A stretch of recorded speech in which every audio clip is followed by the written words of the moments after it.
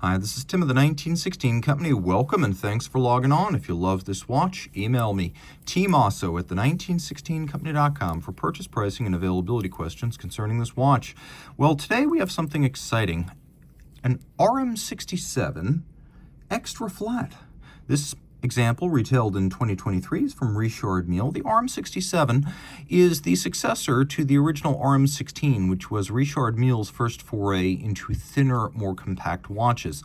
But unlike the somewhat awkwardly shaped rectangular 16, this preserves the well-traveled, thoroughly recognized, and borderline iconic RM Tonneau case design. So this is the Tonneau.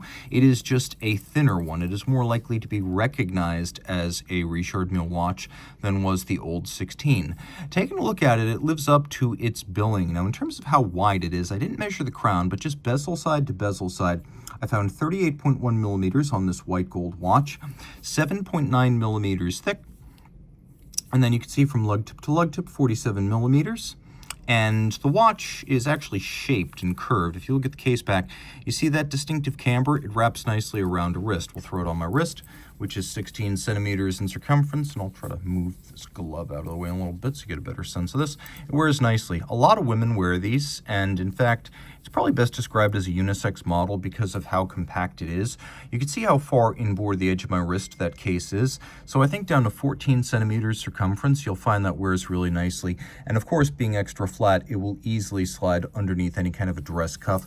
Plenty of diamonds here. Diamonds, black diamonds, and white gold. And you can see a combination of polish and satin along with media blast on the inner lip of the case back. You'll see the same on the overhang of the bezel. So 3 different finishes here between the polish, the brushed execution, and then the media blast. This is diamond paved, and as you can see, they are beautifully set in perfect rows. The spline screws that define Richard Mille watch design, present and correct. You can see we have a lovely bicolor and bimaterial crown featuring both metal and carbon fiber in tandem. The dial is actually quite nicely loomed, so if we take a look at that real quick, no shortage there. And we've got a multifunction crown. The way this works, it's a little bit different from, say, what you'd find on a PRP or most watches that feature push-button crowns, like, for example, the JLC Master Compressor Extreme Lab 2. I have here the ability to adjust the date via quick set, or if I pull it more, I can set the hours. So it is a crown that moves in and out like a conventional crown would. It just gives you this little function indicator, which is quirky and unnecessary, but wonderful, because sometimes fatuous means fun. Lots of nickel anthracite, lots of combination decorations. We have polish on the screws. We have media blast on most surfaces. And if you look, you can see that there's a track on which the numerals are mounted, and it features raised channels with brushed satin. So a lot of detailing going on here. We have a case back that actually features a hollow within the sapphire so that the platinum rotor, and it is a platinum rotor for maximum winding efficiency, that can actually be inserted into the recess in the case back.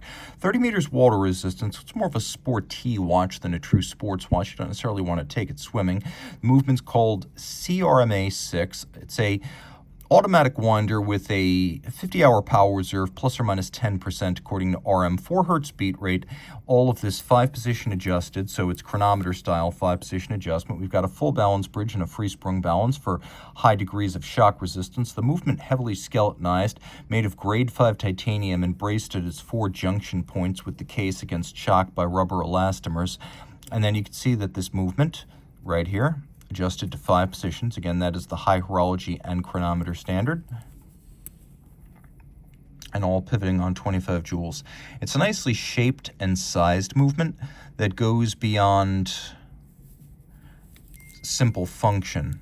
It is a hand and glove match to the case itself, which makes this watch a wonderful execution. Now, Richard Mille is not a manufacturer. I mean, you can see that's very simple. Look at the case back. Volgine makes the case back, and it is open about working with component suppliers, but rarely does it come together in such a bespoke fashion where everything feels tailored specifically for the application, and that's exactly what we have here. If you love this Richard Mille RM67 Extra Flat, reach out to Team Mosso at the1916company.com for purchase and pricing details. Hang on, we're not quite done. Just want to make sure you got a good look at the clasp itself. It's a standard G&F Chatelain double deployant with a leaf spring inside, and it holds quite resolutely, but you can see externally we have here the white gold buckle in RM style with inlaid diamonds. That's important to note because it is specific to this variant of the model, and I would be loath to ignore it.